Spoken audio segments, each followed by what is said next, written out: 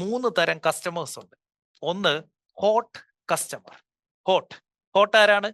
Those who already do business with you. Already നമ്മളുമായിട്ട് business ചെയ്ത് നമുക്ക് കാശ് തന്നിട്ടുള്ളവരാണ് ഹോട്ട് കസ്റ്റമർ. രണ്ടാമത്തതാണ് വാം കസ്റ്റമർ. വാം ആരാണെന്നറിയോ? നമ്മളെക്കുറിച്ച് അവർക്ക് അറിയാം, നമ്മളെക്കുറിച്ച് അവർ കേട്ടിട്ടുണ്ട്, നമ്മുടെ പ്രൊഡക്റ്റും സർവീസിനെ കുറിച്ചൊക്കെ അവർ എൻക്വയറി ഇട്ടിട്ടുണ്ട്, പക്ഷെ നമുക്ക് ഇതുവരെ ബിസിനസ് തന്നിട്ടില്ല. അതാണ് വാം കസ്റ്റമർ.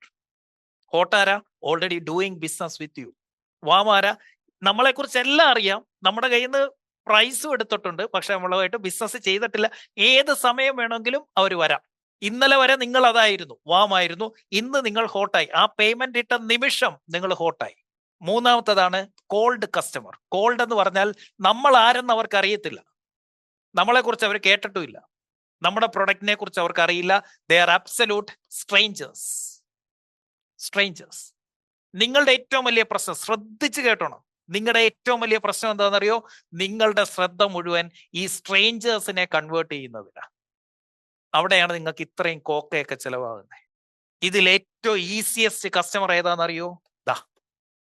നിങ്ങളുടെ നിലവിലുള്ള കസ്റ്റമർ.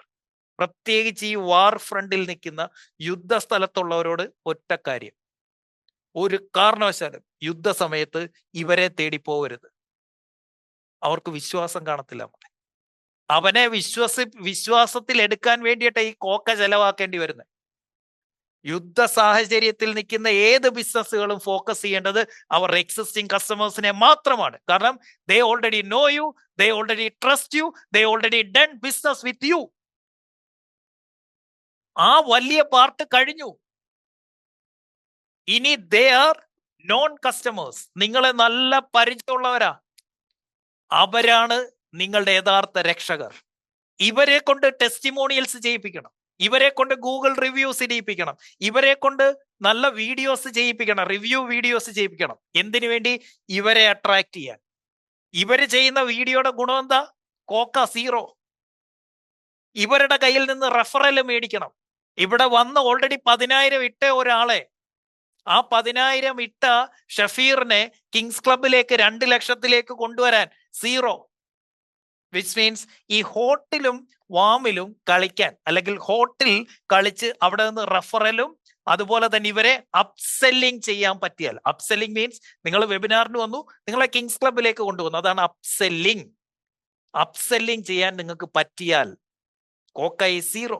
എനിക്ക് ഈ സ്ട്രേഞ്ചർ ആയിട്ടുള്ള ഒരാളെ കിങ്സ് ക്ലബിലേക്ക് കൊണ്ടുവരാൻ ഭയങ്കര ബുദ്ധിമുട്ടാണ്, കാരണം അവൻ അറിയില്ല ഞാൻ എന്താണെന്ന്. അതേസമയം വെബിനാറിലേക്ക് പൈസ ഇട്ട് വന്ന ഒരാൾക്ക് കൃത്യമായിട്ട് അറിയാം, അത് ഈ സ്ട്രേഞ്ചർക്ക് അറിയില്ല.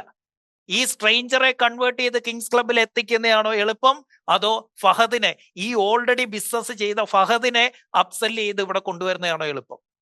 മിക്ക ബിസിനസ്സുകാരുടെയും 90% ശ്രദ്ധ ഇവിടെ അബ്സല്യൂട്ട് സ്ട്രേഞ്ചേഴ്സിന്റെ അടുത്ത്. ഇവന്മാരെ കൺവേർട്ട് ചെയ്യാൻ പറ്റില്ല അത്ര എളുപ്പത്തിൽ. ഇതാണ് നിങ്ങളുടെ ഏറ്റവും വലിയ പ്രോഫിറ്റ് ലീക്ക്. നിങ്ങളുടെ ലാഭം മുഴുവൻ നഷ്ടപ്പെടുന്ന വലിയ ഓട്ട ഇതാണ്. നിങ്ങളുടെ മാർക്കറ്റിംഗ് സ്ട്രാറ്റജിയിലെ ആ തെറ്റ്.